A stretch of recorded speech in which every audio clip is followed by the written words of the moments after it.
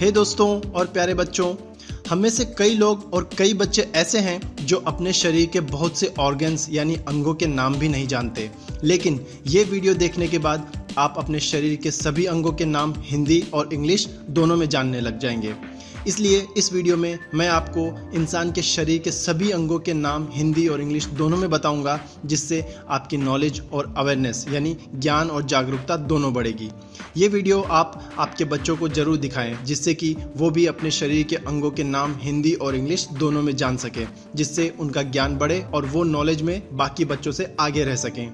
शरीर के सभी अंगों के नाम हिंदी और इंग्लिश में जानने के लिए इस वीडियो को अंत तक जरूर देखें और चैनल को सब्सक्राइब भी कर लें, जिससे आपको आगे भी ऐसी बहुत सी अच्छी लाभदायक जानकारी मिलती रहे। और हाँ, अगर ये वीडियो पसंद आता है तो लाइक जरूर करें और अपने दोस्तों के साथ शेयर करें। तो चलिए शुरू करते हैं शरीर के अंगों के नाम से। आप इस वीडियो को अपनी आंखों से देख पा रहे हैं, इसलिए मैं शुरुआत आंखों से करता हूँ।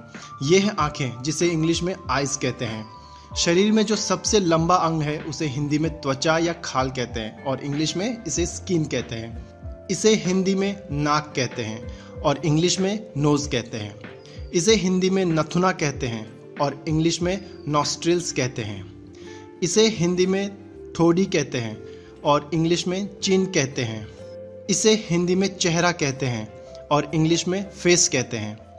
इसे हिंदी में मुंह कहते हैं और इंग्लिश में माउथ कहते हैं।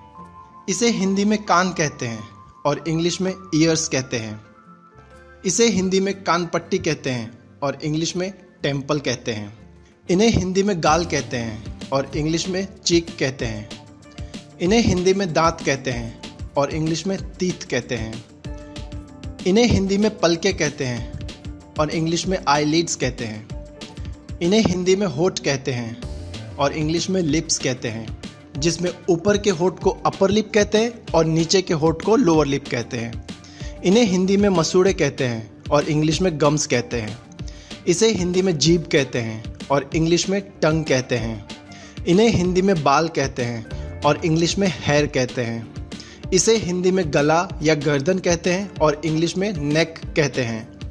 इसे हिंदी में सिर या माथा कहते हैं और इंग्लिश में हेड कहते हैं। इसे हिंदी में छाती कहते हैं और इंग्लिश में चेस्ट कहते हैं। इसे हिंदी में बगल या काख कहते हैं और इंग्लिश में आर्मपिट कहते हैं। इन्हें हिंदी में बाहें या भुजा कहते हैं और इंग्लिश में आर्म्स कहते हैं। इसे हिंदी में कंधा कहते हैं और इंग्लिश में शोल्डर कहते हैं। इसे हिंदी में कमर कहते हैं और इंग्लिश में वेस्ट कहते हैं। इन्हें हिंदी में कुल्हे कहते हैं और इंग्लिश में हिप्स कहते हैं। इसे हिंदी में जांघ कहते हैं और इंग्लिश में थाइस कहते हैं। इसे हिंदी में पिंडली कहते हैं और इंग्लिश में काफ कहते हैं। इसे हिंदी में घुटने कहते हैं और इंग्लिश में नी कहते हैं। इसे हिंदी में पेट कहते हैं और इंग्लिश में स्टमक कहते हैं। इन्हें हिंदी में पैर कहते हैं और इंग्लिश में लेग्स कहते हैं। इन्हें हिंदी में पैरों के तलवे कहते हैं और इंग्लिश में फुट कहते हैं।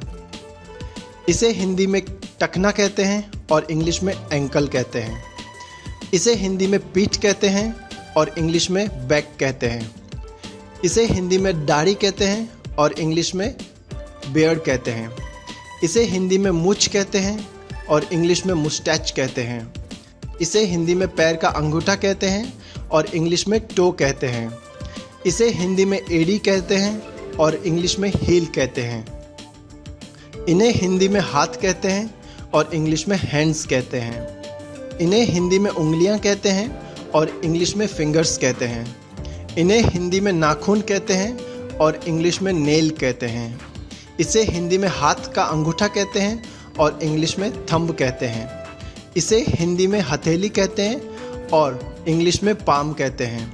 इसे हिंदी में कोहनी कहते हैं और इंग्लिश में एल्बो कहते हैं। इसे हिंदी में कलाई कहते हैं और इंग्लिश में रिस्ट कहते हैं।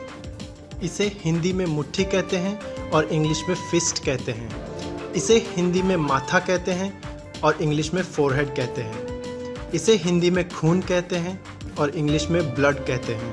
इसे हिंदी में भौं कहते हैं और इंग्लिश में आईब्रो कहते हैं। इन्हें हिंदी में फेफड़े कहते हैं और इंग्लिश में लंग्स कहते हैं। इसे हिंदी में गुर्दे कहते हैं और इंग्लिश में किडनी कहते हैं। इसे हिंदी में छोटी आंत कहते हैं और इंग्लिश में स्मॉल इंटेस्टाइन कहते हैं। इसे हिंदी में बड़ी आंत कहते हैं और इंग्लिश में लार्ज इंटेस्टाइन कहते हैं। इसे हिंदी में मस्तिष्क या दिमाग कहते हैं और इंग्लिश में ब्रेन कहते हैं। महिलाओं की छाती को हिंदी में स्तन कहते हैं और इंग्लिश में ब्रेस्ट कहते हैं। इसे हिंदी में नाभि कहते हैं और इंग्लिश में नेवल कहते हैं। इसे हिंदी में दिल या हृदय कहते हैं और इंग्लिश में हार्ट कहते हैं। इसे हिंदी में शरीर कहते हैं और इंग्लिश में बॉडी कहते हैं। इसे हिंदी में कंठ कहते हैं और इंग्लिश में लैरिंक्स कहते हैं। इसे हिंदी में खोपड़ी कहते हैं और इंग्लिश में स्कल कहते हैं। इसे हिंदी में जबड़ा कहते हैं और इंग्लिश में जॉ कहते हैं। इसे हिंदी में जिगर कहते हैं और इंग्लिश में लीवर कहते हैं। इसे हिंदी में जोड़ कहते हैं और इंग्लिश में जॉइंट्स कहते हैं। जिसे हम हिंदी में नस कहते हैं उसे इंग्लिश में नर्व्स कहा जाता है। इसे हिंदी में पंजा कहते हैं और इंग्लिश में पॉ कहते हैं। इसे हिंदी में पसली कहते हैं और इंग्लिश में रिब कहते हैं।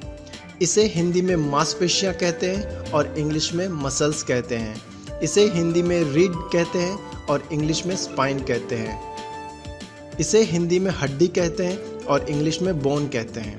इसे इंग्लिश में बेली कहते हैं और हिंदी में पेट कहते हैं। इसे हिंदी में नथुना कहते हैं और इंग्लिश में नॉस्ट्रिल्स कहते हैं। इसे हिंदी में थोड़ी कहते हैं और इंग्लिश में चिन कहते हैं। इसे हिंदी में चेहरा कहते हैं और इंग्लिश में फेस कहते हैं। इसे हिंदी में मुंह कहते हैं और इंग्लिश में माउथ कहते हैं। इसे हिंदी में कान कहते हैं और इंग्लिश में ईयर्स कहते हैं। इसे हिंदी में कान पट्टी कहते हैं और इंग्लिश में टेम्पल कहते हैं। इन्हें हिंदी में गाल कहते हैं और इंग्लिश में चीक कहते हैं। इन्हें हिंदी में दांत कहते हैं और इंग्लिश में टीथ कहते हैं। इन्हें हिंदी में पलके कहते हैं और इंग्लिश में आईलिड्स कहते हैं। इन्हें हिंदी में होठ कहते हैं और इंग्लिश में लिप्स कहते हैं, जिसमें ऊपर के होठ को अपर लिप कहते हैं और नीचे के होठ को लोअर लिप कहते हैं। इसे हिंदी में अग्नाशय कहते हैं और इंग्लिश में पेनक्रियास कहते हैं। और आखिरी अंग जो है उसे हिंदी में सांस की नली कहते हैं और इंग्लिश में उसे विंड पाइप या ट्रैकिया कहते हैं। तो ये थे शरीर के सभी अंग और उनके नाम हिंदी और इंग्लिश में। उम्मीद करता हूँ ये वीडियो आपको बहुत अच्छा लगा होगा। दोस्तों, वीडियो को लाइक करें और अगर कोई सुझाव है तो कमेंट करके बताएं। चैनल को सब्सक्राइब करके बेल आइकन पर क्लिक कर दें और मेरे चैनल से बाकी वीडियोस जरूर देखें, जिससे आप अपनी नॉलेज और अवेयरनेस यानी ज्ञान और जागरूकता दोनों बढ़ा सकते हैं। इस वीडियो को अपने दोस्तों के साथ शेयर करना ना भूलें। Finally, thank you for watching the video.